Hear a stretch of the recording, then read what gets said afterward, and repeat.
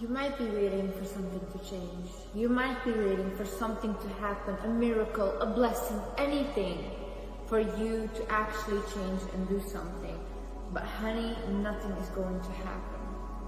If you do not decide to take control and to actually change something in your life, nothing is going to change. Nobody is coming to save you. And honestly, nobody's obligated to save you. Not your mom, not your sister, not your brothers, not your father. No one is. No one owes you that. You owe it to yourself to actually get up and do something about your life. I read a quote recently that said, you do not attract toxic people. Toxic people go to everyone. You are just allowing them to stay, and that's the issue. That is so true. Because they're not picky. Toxic people are not picky. They will go to anyone who is ready to pull them in. So if you're ready to nurture toxic people, if you have very low self-worth, they will latch on to you. All these toxic people, narcissists, everyone, they will latch on to you because you're easy for them. You're a victim. Realize that you create your own reality. I was so astonished when I found out that my life is not set. It doesn't have to be this way. When I realized that I could actually change things about my life, and I could control what happens or who I choose as a partner or whatever I decide to do in my life, I could choose, I had decisions, I was shocked. Because my whole life I was told, no, it's this way and you will follow this way. But when I actually stepped out of that mindset and I was like, it doesn't have to be this way. I do not have to suffer this way. I do not have to go through what my parents go through. I could do things differently. That's when life started to open up for me. That's when I became so successful, because I started to actually trust my own judgment. Because I started to see like, wow, Liz, the decisions that you make are actually good and are actually bringing you further than any of these things that people have told you your whole life.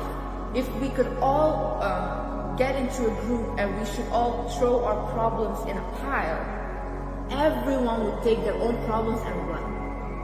Because people have it worse than you, and people have it better than you, but it all does not matter.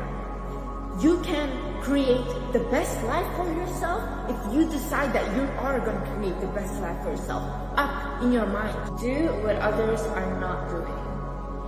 I was watching this interview of David Goggins, and he basically said it's so easy to be great these days because other people are not doing anything. It is really only a small amount of people that take that leap of faith and that can actually become successful no matter what the odds are, because they have tunnel vision on their goals and they actually go for it. Other people do not have that courage. Other people do not want to heal. Other people do not want to go to the gym. Other people do not want to control themselves, not go out all the time, not abuse substances. No, they constantly they go for the easiest way out. Everyone wants the easiest way out, what is comfortable to them, allowing toxic people constantly to drain them. But then you have the people that are like, you know what?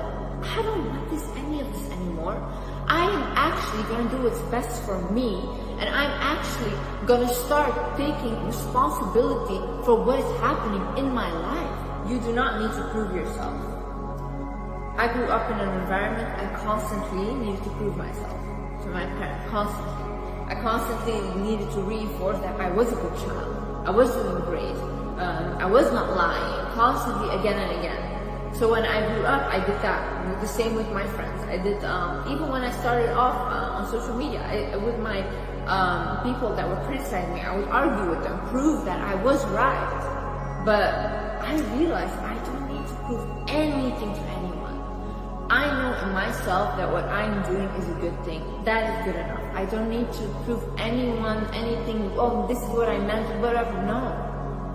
Anyone that wants to hear me correctly will hear me correctly. Start to realize that it is sometimes better to be lonely. Because it's so much better to be lonely than to be surrounded by people that do not have the best interest for you.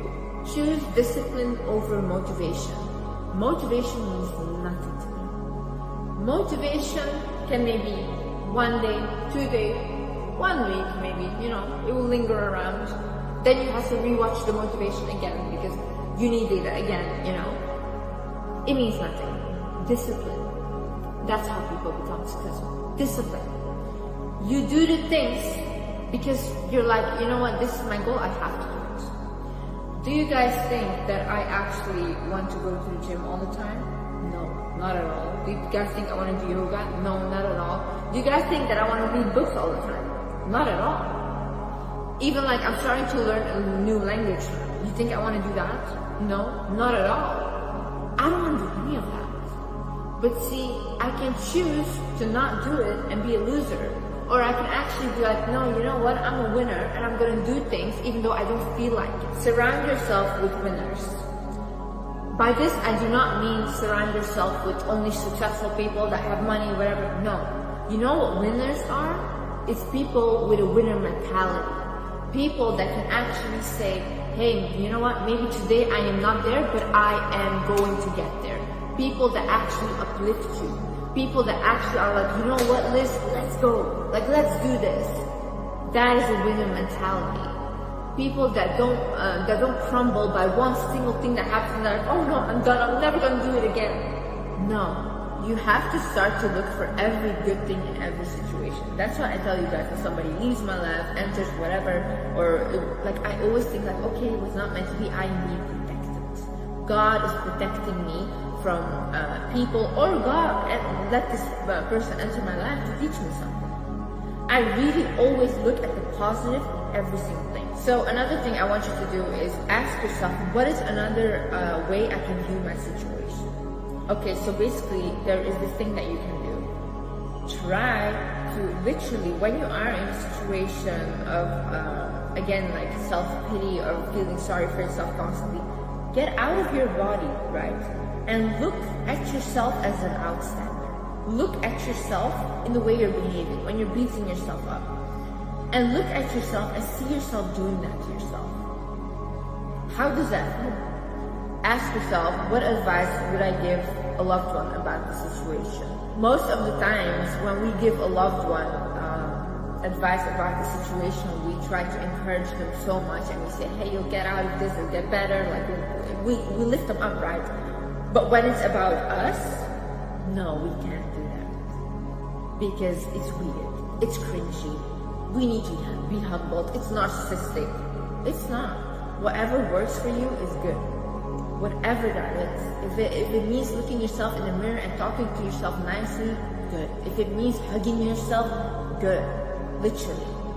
But do whatever you would do to a loved one in the same situation. Do that to yourself.